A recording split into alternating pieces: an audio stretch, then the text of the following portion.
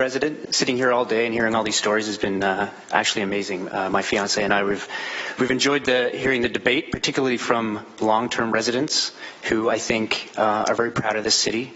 And it's really been inspiring in many ways for us to hear those stories and also participate in the debate.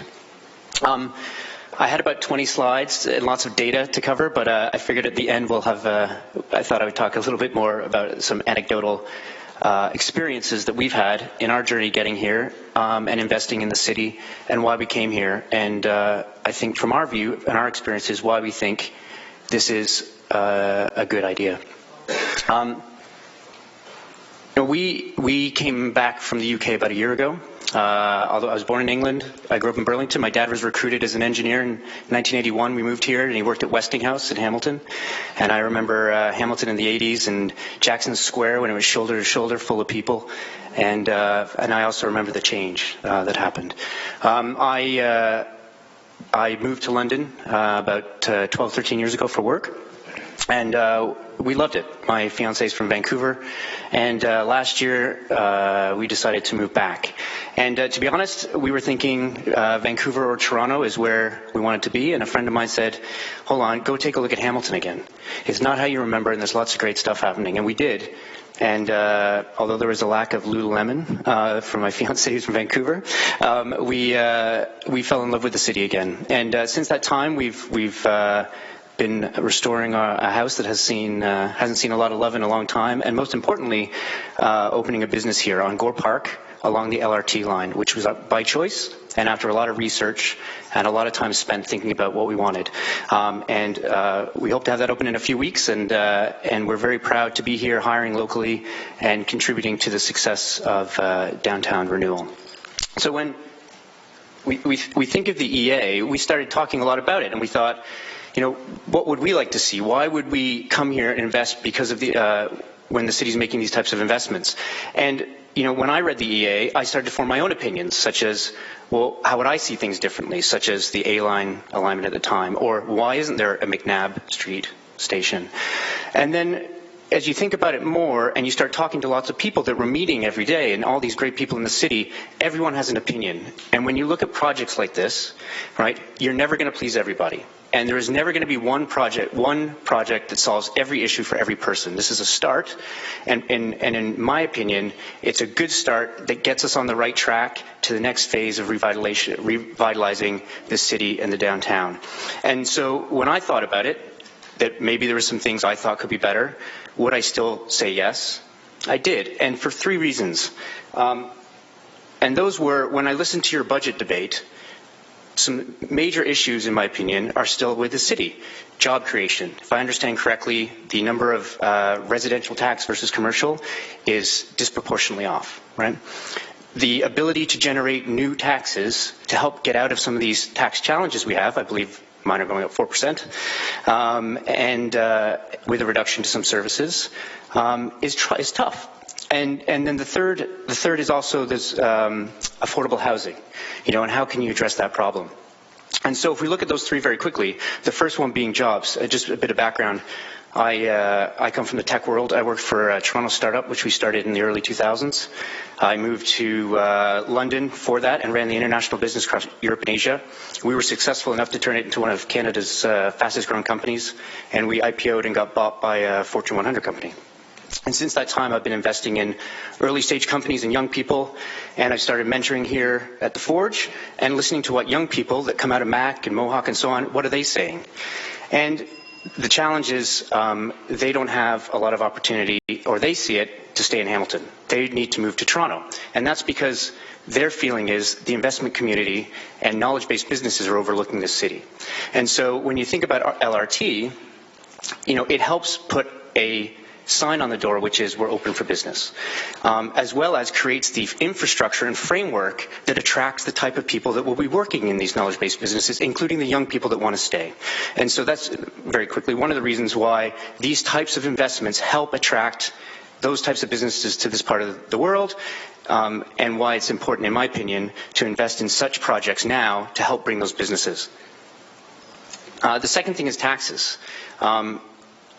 I haven't seen, and please correct me if I'm wrong, any other project on the table right now that can help address some of the challenges around tax generation. And by putting in Stuart, if I may, just a moment, I'm going to ask if we can extend this moved by the Mayor and seconded by Councillor Jackson. All those in favour? Carried. You can continue. Thank you.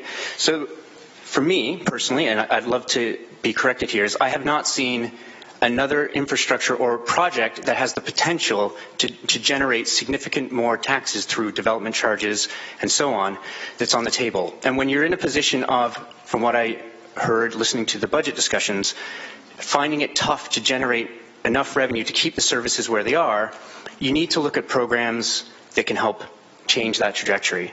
And for me, I think investing in a project like this that has the potential along this corridor to generate new developments, condos, and also bring businesses, it's help changing that trajectory that can help bring in tax revenue faster, which can have a benefit for all. And it's not without risks, but without doing that, my fear would be Hamilton stays with the status quo, which is we get stuck in this kind of circle of how do we continue the service we have when costs are going up and we're not generating enough new tax revenue to offset those costs. And then finally, something we saw in London quite a bit was the ability with new development that would come along in such investments. We saw that with some progressive policy around making developers also have a certain percentage of affordable housing in those developments, it can help to offset some of those costs around, or some of those issues around creating affordable housing. And I think in London it's somewhere, and I could be wrong, at 14% of new developments have affordable housing built in. And so, you know, with some simple thinking and progressive policy, if we move past the CA and start to invest all this time thinking about how do we make this better for tackling some of the challenges such as affordable housing, generating new taxes, supporting the businesses that may have some challenges with the construction and so on, if we invest our time and creative energy in thinking about how we make those improvements, I think even with the EA, which I'm sure we all can have pros and cons, in its current form and as it's fully fleshed out a part of BLAST, it has huge advantages for the city which we can all benefit. And so very quickly, for me, it's easy to say no, right? It's easy to and safe to say no. In fact, in any business, if you didn't take risks, you would know yourself out of business. So for me, the tough answer is yes. It's going to take a lot of hard work, and it's going to require a lot of creative thinking to make this the best possible outcome for everybody. But I think by investing in the city, putting a big sign that says we're open for business to all new and old residents and new and old businesses, I think the long-term benefits for saying yes are going to be great when we look back at today. So I would encourage you to think about it from those angles, if on the fence, or even if you're a no, that this is much more than just a set of tracks going down a street. And thank you very much for your time. Thank you, Stuart.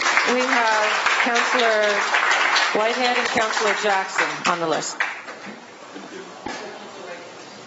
Thank you, and thank you for coming forward. You talked about what we're doing.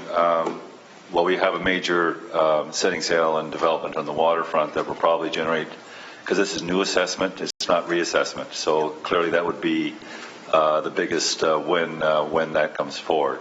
Agreed. So that is happening as we speak. Along the corridor, there's a chunk of it that is a free zone on development charges, so we wouldn't generate development charges for part of that corridor.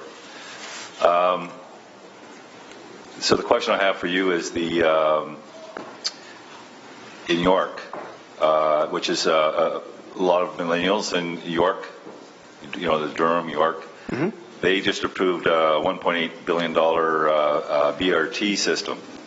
And said, in fact, they don't even see going forward on an LRT system for years to come.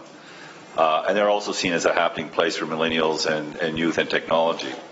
So I'm trying to carve through the minutiae, trying to understand why are people so gravitated to a system that's not dynamic or adaptive. And you know the technology is changing rapidly. Sure. But BRT is more adaptive and dynamic as demographic shifts and technology shifts. Can you help me understand? Yeah, and I guess LRT can evolve too. you can still have autonomous trains like the London Underground is. They're getting, they're moving their drivers out and putting computers in, right? So all technology can evolve. I think, I guess for me, newcomer and getting up to speed, I know there's a lot more history around this than well before I arrived. If we were having the debate BRT versus LRT and the cost benefits, it might be a different discussion. I've lived near LRT systems.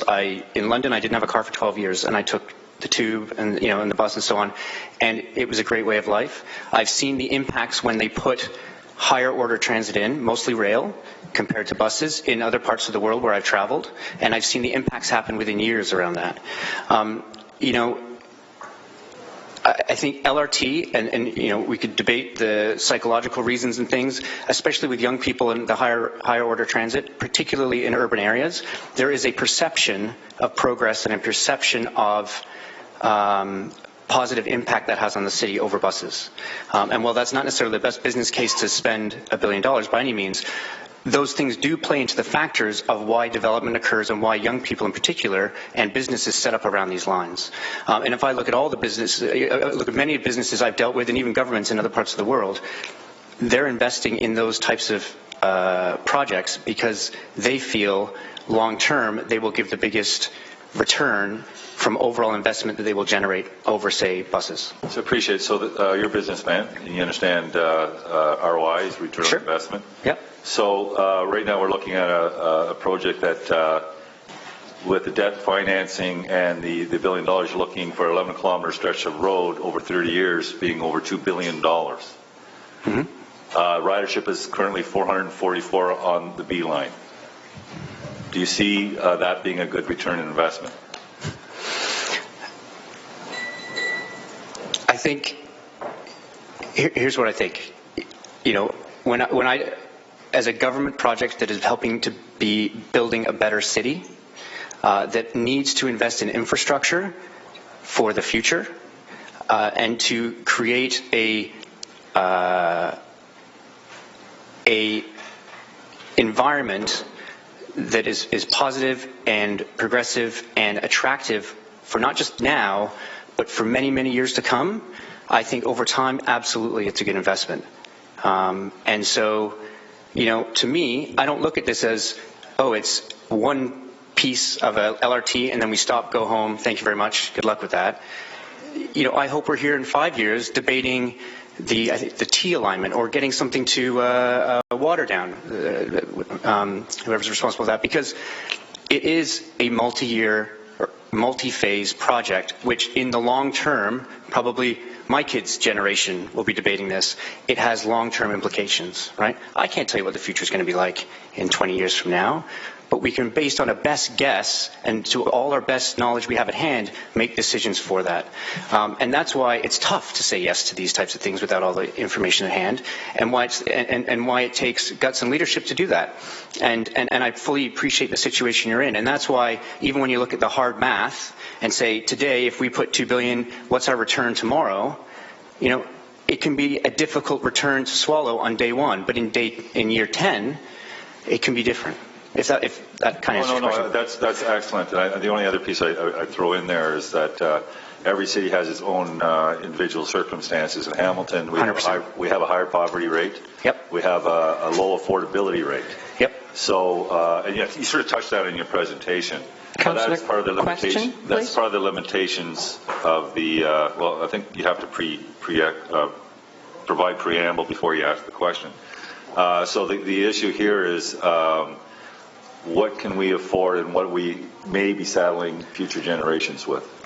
Yeah, 100%. And to me, that's what's exciting about this particular investment is, compared to, say, Kitchener-Waterloo, is the province is providing this, not the municipal level. Now, I appreciate there's ongoing costs, which hopefully through some good planning and good promotion and good economic development costs offset that. And in the long term, we're ahead of the game.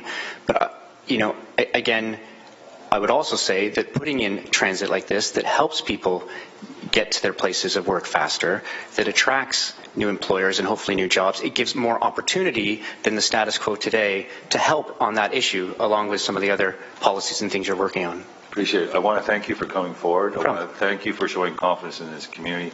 And, it takes To be here such a short period of time and be so engaged is refreshing. Thank you. We're very proud to be here. Thanks. Thank you.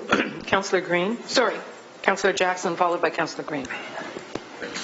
Thanks, Madam Deputy Mayor. Stuart, nice to meet you. I don't think we caught your fiance's first name unless she's very shy. Graziella. Okay. And she also likes it here because she's Italian and people can actually say her name. Okay, very good. Thank you. Thanks for choosing Hamilton. Thank you. As a former small business owner, I can relate.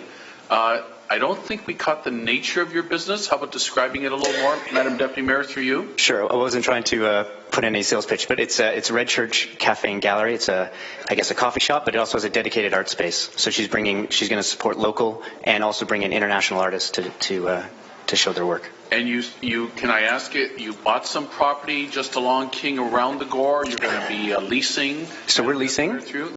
We would. That was definitely. We were going to try and make that an option if we found a place. We wanted to be in the core, and for us that wasn't an option at the time. I think long term we'd love to also be own commercial space. That'd be fantastic. But right now we are leasing. Yeah. Terrific, Stuart. Well, with or without the LRT, sincerely, I mean the burgeoning arts community on James waterfront, all the exciting investment happening in the Connaught and Lister blocks and things like that. Thank you very much, and hope you have a long, successful time in our city. Thank you. Thanks, Madam Deputy Mayor. Councillor Green.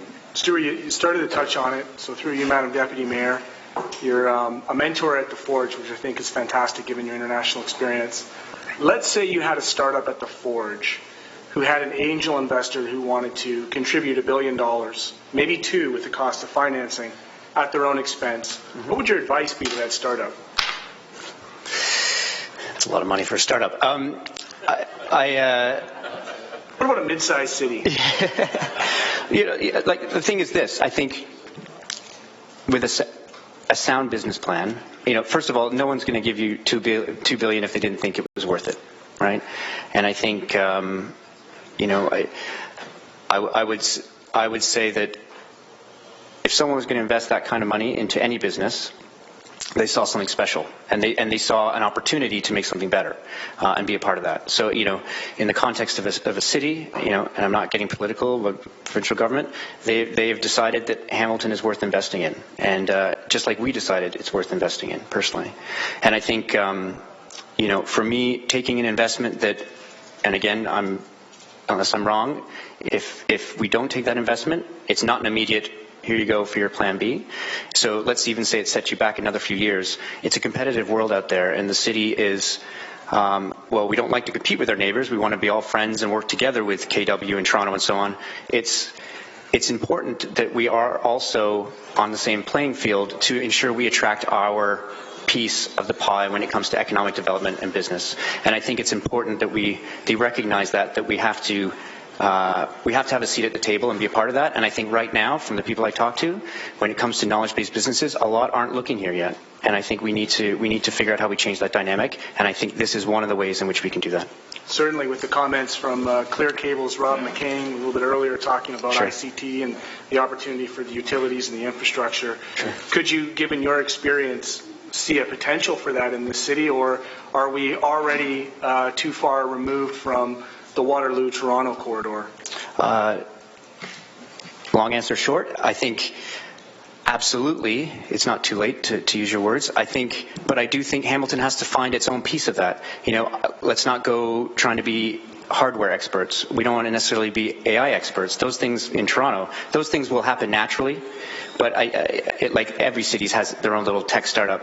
I think Hamilton has to figure out its niche as a part of this almost supercluster that's forming in technology, life sciences, advanced manufacturing, leveraging the amazing work that Mac is doing, and even Mohawk. The more time I spend meeting people from Mac and learning what's going on there, it's fascinating. We need to figure out how we harness that commercial that development and commercialize it and make it stay in the city. And projects like this help bring those businesses here and attract from whether it's afar or even locals to stay. And I think that's how Hamilton starts to improve its, perception and grow its piece of this region when it comes to technology jobs, for sure. Certainly appreciate that. And just through you, Madam Chair, to Stuart and his wonderful wife, if you're looking for franchise number 2, location number 2 that you want to buy, Ward 3 is just down the street, so come by and see us. I appreciate you for being here and certainly appreciate the perspective that you brought. Thank you. Thank you.